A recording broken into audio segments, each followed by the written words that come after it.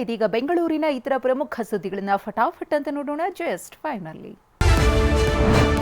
ಅಮಾಯಕ ಯುವತಿಯರನ್ನ ಟಾರ್ಗೆಟ್ ಮಾಡಿ ಮದುವೆಯಾಗಿ ವಂಚಿಸುತ್ತಿದ್ದ ಮಿಥುನ್ ಕುಮಾರ್ ಎಂಬ ಆರೋಪಿ ಅರೆಸ್ಟ್ ಆಗಿದ್ದಾನೆ. ಪಟ್ಟೆಗಾರಪಾಳ್ಯದ ಯುವತಿಗೆ 6 ವರ್ಷದ ಹಿಂದೆ ಪರಿಚಿತನಾಗಿದ್ದ ಕ್ರಿಮಿ ವರ್ಷದ ಹಿಂದೆ ಮದುವೆಯಾಗಿದ್ದಂತೆ. ಆದರೆ 4 ತಿಂಗಳಲ್ಲಿ ಆಕೆ ಬಳಿ ಹಣ ಒಡವೆಯನ್ನ ದೋಚಿ ಪರಾರಿಯಾಗಿದ್ದ.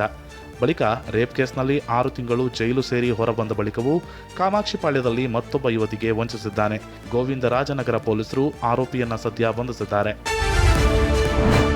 ಕಂಟೋನ್ಮೆಂಟ್ ರೈಲ್ವೆ ಕಾಲೋನಿಯಲ್ಲಿರೋ 368 ಮರಗಳನ್ನು ಕಡಿಯಲು ರೈಲ್ವೆ ಇಲಾಖೆ ಮುಂದಾಗಿದೆ. ಇದರ ವಿರುದ್ಧ ಹೈಕೋರ್ಟ್ ಮೊರೆ ಹೋಗಲು ಪರಿಸರವಾದಿಗಳು ಸಜ್ಜಾಗಿದ್ದಾರೆ. ಮರಗಳನ್ನು ಕಡಿದು ಆ ಜಾಗದಲ್ಲಿ ಐಟಿ ಪಾರ್ಕ್ ನಿರ್ಮಿಸಲಾಗುತ್ತೆ. ಇದಕ್ಕೆ 3,000ಕ್ಕೂ ಹೆಚ್ಚು ಜನರು ವಿರೋಧ ವ್ಯಕ್ತಪಡಿಸಿದ್ದಾರೆ. ಬೈಕ್ ಟ್ಯಾಕ್ಸಿ ಸಂಚಾರಕ್ಕೆ ಹೈಕೋರ್ಟ್ ನಿಷೇಧ ವಿಧಿಸಿದೆ. ಆದರೂ ಬೈಕ್ ಟ್ಯಾಕ್ಸಿ ಕಂಪನಿಗಳು ಹೈಕೋರ್ಟ್ ಆದೇಶವನ್ನ ಗಾಳಿಗೆ ತೂರಿ ಸಂಚಾರ ನಡೆಸುತ್ತಿವೆ. Rapido, Uber bike taxi company ವಿರುದ್ಧ ಕ್ರಮ ಕೈಗೊಳ್ಳುವಂತೆ ಸಾರಿಗೆ ಇಲಾಖೆ ಸಹಾಯಕ ಆಯುಕ್ತರಿಗೆ ಕ್ಯಾಬ್ ಮತ್ತು ಆಟೋ ಚಾಲಕ ಸಂಘಟನೆಗಳು ದೂರು ನೀಡಿವೆ.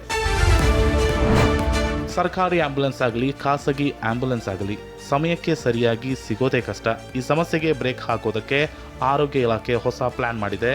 ಆ್ಯಪ್ ಮೂಲಕ ಹೇಗೆ ಆಟೋ, ಕ್ಯಾಬ್, ಬೈಕ್ ಸಿಗುತ್ತೋ ಅದೇ ಮಾದರಿಯಲ್ಲಿ ಆಂಬ್ಯುಲೆನ್ಸ್ ಸೇವೆ ಒದಗಿಸಲು ಮುಂದಾಗಿದೆ.